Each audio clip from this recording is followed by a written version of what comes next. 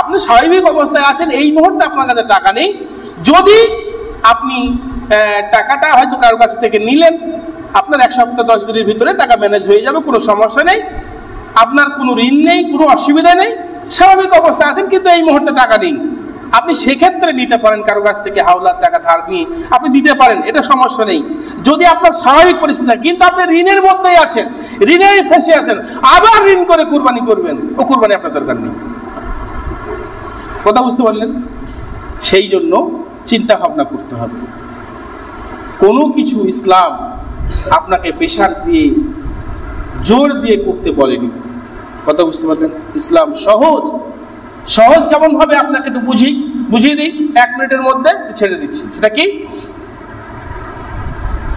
সালাত কি অবস্থায়? কিয়াম অবস্থায় আপনাকে, অর্থাৎ দাঁড়ানো অবস্থায় পড়তে হয়, দাঁড়িয়ে সালাত পড়তে হবে। এখন দাঁড়িয়ে পড়ার ক্ষমতা আপনার নেই, তো আপনাকে বসে পড়ার অনুমতি দেওয়া হয়েছে। বসে পড়ার ক্ষমতা আপনার নেই, আপনাকে শুয়ে পড়ার অনুমতি দেওয়া হয়েছে। শুয়ে পড়ার আপনার ক্ষমতাই নেই, শুয়ে শুয়ে যে হাত পা নড়াবেন তার ক্ষমতাও নেই, আপনাকে বলা হয়েছে ইশারায় পড়তে, মনে মনে পড়তে। মানে আপনাকে কিন্তু সহজ করে দেওয়া হচ্ছে, আপনার যেমন যেমন ক্ষমতা তেমন কাজ আপনি করেন। কথা বুঝতে পারলেন? এখন আপনার ক্ষমতা নেই, আপনি দাঁড়িয়ে পড়তে পারবেন না, আপনাকে বলা হচ্ছে না যে তোমাকে দাঁড়িয়েই পড়তে হবে, এটা তো জুলুম। আর আল্লাহ কার উপরে জুলুম করেন না। কথা বুঝতে পারলেন? স্পষ্ট প্রমাণ পেলেন না? পেলেন? আল্লাহ কার উপরে জুলুম করেন না। আমরা নিজেরা নিজেদের উপরে জুলুম করি। আমি পাপ করছি, অন্যায় করছি, এটা আমার উপরে জুলুম। আমি জাহান্নামে যাব নিজের কর্মের জন্য, এটা আমার উপর নিজে জুলুম করছি। আল্লাহ জুলুম করেন নাই। তো সম্মানিত সুধী, যাই হোক, আমাদের জন্য আমল হচ্ছে সহজ, এই জন্য আমলটা আমরা করি কমপক্ষে। সম্মানিত সুধী, এই জন্য এই 10 দিনের যে আমল আছে, আরেকটা হাদিস আপনাদের কাছে পেশ করতে একটু মিস্টেক হয়েছে, ভুলে গেছি, সেটা বলা দরকার ছিল, একটু বলে দিই 1 মিনিটের মধ্যে। সেটা হচ্ছে যে আল্লাহ রাসূল সাল্লাল্লাহু আলাইহি ওয়াসাল্লাম বলেছেন, যখন ইযা রাআইতা হিলালান, যখন তোমরা চাঁদ দেখবে, চাঁদ ওটা দেখতে পেয়ে যাবে, আইয়ারাদা, যারা তোমরা ইচ্ছা করবে কি কুরবানি করার যারা তোমরা ইচ্ছা করবে, তা তোমরা এক কাজ করো। কি করো?